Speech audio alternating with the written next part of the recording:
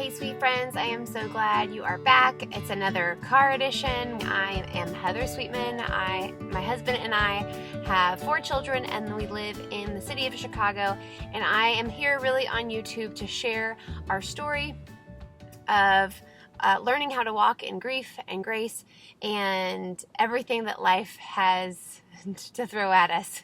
All of the adventure and all of the crazy all at the same time. We are a church planting family in the city of Chicago. We moved here 12 years ago to start a church, and we moved here with 2 babies, and now we have 4 babies, and our youngest kiddo has severe cerebral palsy. And so I'm just here for our story as an encouragement to anyone who might be encouraged by it.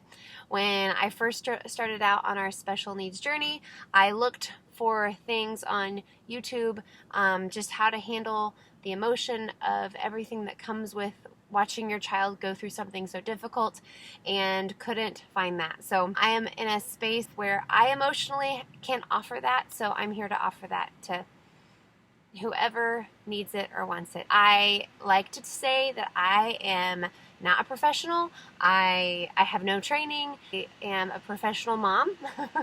I know what it's like to have a lot on your plate. So today I wanted to get a little bit more practical. I want to talk to the people on the other side of walking with someone who is grieving. So you may think, okay, I've never been through something where I feel like I have to grieve, or maybe I have, but you know, we all process our emotions differently. I like to talk about how our culture has like this nice little 2-week box of, you know, bereavement, and and that's only really if someone dies, someone passes away, then you can have 2 weeks to be sad, and then you got to get back to it.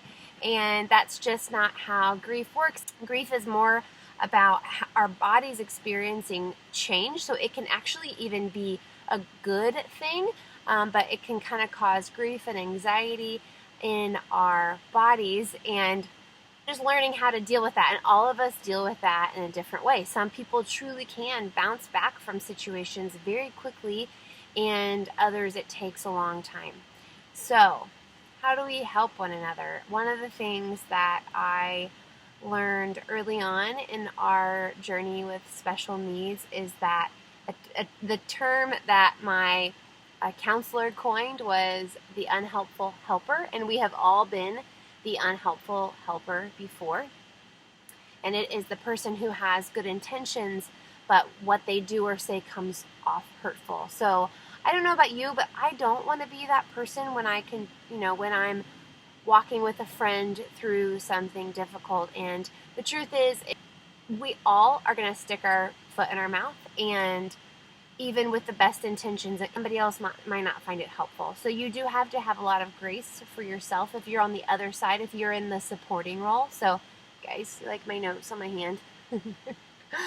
That's how we do it car style, right? By the way, the reason I'm recording from my van is because I am waiting to go to my son's baseball game. He had to be here 30 minutes early, so I just was like, let's jump on the camera and make a quick video. So I have 5 things from my experience that are really helpful when someone is going through something difficult. Number 1 thing I would encourage you to do if you are walking alongside of someone as they're going through something difficult is to pray for them. That is hands down the best thing we can do. And a lot of times we'll say, oh, I'll be praying for you, but actually pray for them. Prayer is powerful, and we need each other to pray for us. We need prayer. It moves the heart of God. And I know that there have been times when someone will text me and say, hey, I was praying for you today, and it would have been like a really hard day, and that little text meant so much because I was having a hard time. So maybe I should say the number 1 tip is to pray and to tell them that you are praying. It is incredibly, incredibly encouraging to know that you are in people's thoughts and in their prayers, and it doesn't take but a second to send them a text, and it doesn't take a long time to pray. You don't have to pray super duper long prayers. If God moves your heart that way, then that is great, but it can simply be, help so-and-so today, be with them today, bless them today. I mean, it can be super short. So tip number 2 is something that really meant a lot to me. It's just to send a card. There were in our first couple years with Finley, we were at the hospital a lot, lots of different appointments, and I would get cards, not tons of cards, but every now and again I would get a card in the mail, and with just really encouraging words, and that meant the world to me. And it's just another reminder of being remembered, especially in long-term hardships, long-term things that go on and on and on. Cancer, chronic illness, disability, divorce, separation, anything that's long-term like that. We all can, with the best intentions, be very supportive in the beginning, but then what tends to happen is people fall away. And we're not all supposed to support everyone. But if there is somebody in your life who is walking through a long-term hardship, even if you see them all the time, sending them a card in the mail just to say, hey, I'm thinking of you and I'm praying for you and I know this is tough, but I'm so glad we're friends, or, whatever, that is going to just mean the world. Maybe you see something on Facebook. Try to figure out how to get their address and just grab the Dollar Tree has great cards, you guys, for $1. Grab a Dollar Tree card and just send them a card. It's incredibly encouraging. I would say that number 3, maybe this should have been at the top of my list, is take them a meal. I have a couple of friends who will just randomly text me and just say, hey, I want to bring you a meal tonight. And that doesn't happen a lot.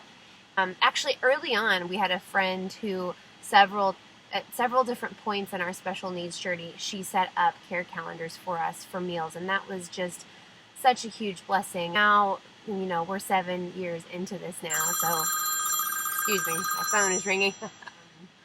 Even though we're 7 years in, it's still a lot of work. We're in a different season. In the first 5 years, I would say, it felt like just trauma. It just felt like massive event that's changing your life forever, and life will never be the same again, and just all of the things. And years 6 and 7 have been more like getting our bearings, still figuring it out, still so much to do, more physically exhausting as Finley gets older and bigger.